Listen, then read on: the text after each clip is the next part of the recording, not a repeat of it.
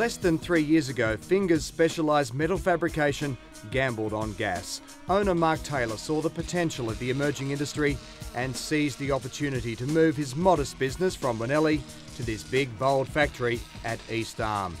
It's been hard work for the past couple of years. He nearly lost everything in the patient waiting game. But now there's a bright horizon. Fingers is fully equipped, fully accredited and ready to cash in. So Mark, this is the moment you've been waiting for? Oh yes, since INPEX has been announced, yes, it'd be great for Darwin and the economy. Explain to me, basically in layman's terms, what do you do here? Oh, here what we do is we fabricate offshore and subsea pipelines, modules for offshore, for various clients such as ConocoPhillips, Gulf AMEC, some Woodside Petroleum and PTE. And soon to be INPEX. And soon to be INPEX, absolutely. Now, I know that your old factory at Winnellie, you had about 20 staff. I know you've upgraded to roughly 30 here at the moment. What potentially is going to happen to your business once INPEX comes on board? Have the potential to grow to 100 staff and maybe a few more. It's enormous, isn't it? It is. Yes, the project is enormous. There's been a few contracts let for customers overseas already, and we're hoping to cash in on that. For a business like yours, this is the ultimate, is it not? Oh yes, INPEX coming to town. It's fantastic for my company and other companies in Darwin and the Darwin community. As Fingers eagerly anticipates the future, there's another business on the arm that's already reaping rewards. East Arm Civil was awarded one of the first INPEX contracts for the multi-million-dollar upgrade to Jenkins Road. It's got to know confidentiality agreements have restricted you from talking until now. Can you tell us what you're doing here? We're upgrading the section of the Jenkins Road, and this is involved with the INPEX project, and it's to provide access for their supplies and materials that they need to go to site.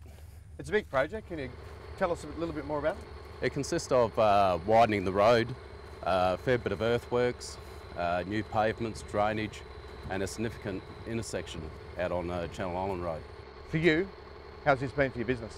Oh, it's been great. You know, we're employing 25 people. 5 people are trainees, and we've got a number of Indigenous people too. And it's you know, continuous work for a reasonable period of time. So it's been very good for us. So when's it all going to finish?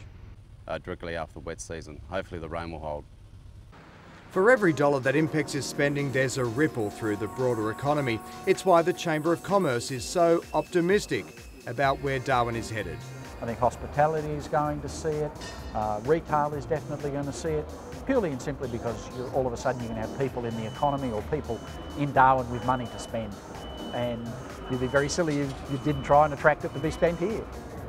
Operational phase, we usually work on about a 4 or 5 to 1 multiplier. So if there's a workforce of 300 or 400 in the plant itself, multiply that by 5. So you're talking 12 to 1500 additional jobs, and that's just servicing the plant itself. If you're then on extra teachers, extra doctors, all of those sorts of things, you know, it's going to keep growing. I can see your enthusiasm. It's infectious. You are excited about this project. We're extremely excited about the project. I mean, we've been watching this grow over the last few years, and it's definitely something that's generating a lot of excitement for us. As I said, it will have its challenges, but I think I'd rather be having those sorts of challenges than be living in Melbourne or in Sydney at the moment, scratching my head and trying to figure out what I'm going to do for the next 12 months. I think we fairly well know what we're going to be doing. We're going to be doing a lot of things with INPEX and with their contractors, and there's going to be a lot of work coming into this town, whichever way you look at it. From an industry perspective, the biggest boom is expected in construction. Graham, can you explain to me exactly what the INPEX project means for the building industry in the Territory? The building industry has been waiting for this project. It is the most exciting project that has come to the Northern Territory in our lifetime. It will change the face of the Northern Territory and change the building industry for the future. So just how big is it? The project is huge, and it will provide just such great opportunities for the construction industry, but not only the construction industry, the business industry and for families that live in Darwin. For once in our lifetime, we are going to have the opportunity to see the big projects and the which have been the problems in the past with peaks and troughs, causing workers to come into Darwin and then to leave Darwin, will start to flatten out. We'll have continuity of employment. The reality of the situation is that we just can't stay where we are. If we don't move on, then we die. And we need that growth of the bigger developments to be able to make us, give us the opportunity to go forward and to make Darwin and the Northern Territory grow. There's little doubt that growth will put extra pressure on our workforce. In the next few years, you'll probably find it harder to get an electrician or a plumber to visit your house. But Inpex and Total have already invested millions in upskilling tradies and developing new local talent through projects like the Larrakia Trade Training Centre.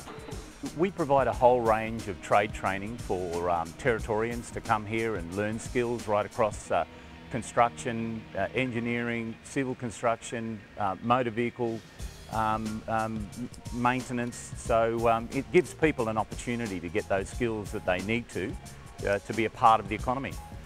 Inpex made a major contribution to the development of this facility because they saw the opportunity literally to grow their own, and that's the role that we're helping them to play. And yes, we'd love to see many of our young apprentices and trainees go on to become part of the Inpex project.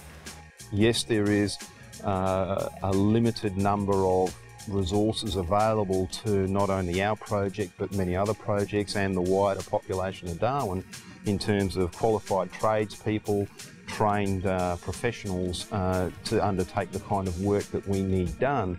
So we need to invest upfront and early to help provide opportunities for the young people of Darwin today, school kids, and also people in the Darwin workforce who may want to change career or broaden their own skill base. So there is a greater opportunity not only for us but others to participate in our project. While the joint venture partners have committed to using local workers and businesses where possible, there's simply not enough of us to complete their enormous job. It's why they're building a workers' camp at Howard Springs. It'll take some of the pressure off the local property market, but not all of it. What we are seeing at the moment is a slight increase in the median price. It's gone up about 1.7%. So the market is definitely moving. Longer term to mid-term, I think the pressure is going to come into the market, not necessarily from Inpex itself, but from all of the other projects that will come along with the Inpex drive. So all of the contractors that come in, the military that's coming in next year, there's a lot of activity probably over the next 5 to 10 year period that I think is going to put pressure on the housing market. This presents some serious challenges for government, doesn't it? Oh, certainly. You know, government needs to be very aggressive now in their thinking. They can't simply keep up with the pace. What they need to be doing now is thinking ahead by 10 to 15 to 20 years and saying, what infrastructure do we need in place? What sort of land release do we need? Instead of a couple of hundred blocks, maybe we need to be thinking about a couple of thousand or 10,000 blocks and leave the developers the opportunity to be ready when that market demand hits. And if you're planning home improvements, now's the time to do it. After the break, Inpex Chairman Naoki Kuroda in the only one-on-one interview he's ever given in Australia. And I feel relieved because I could keep my promise to locate the LNG plant in Darwin.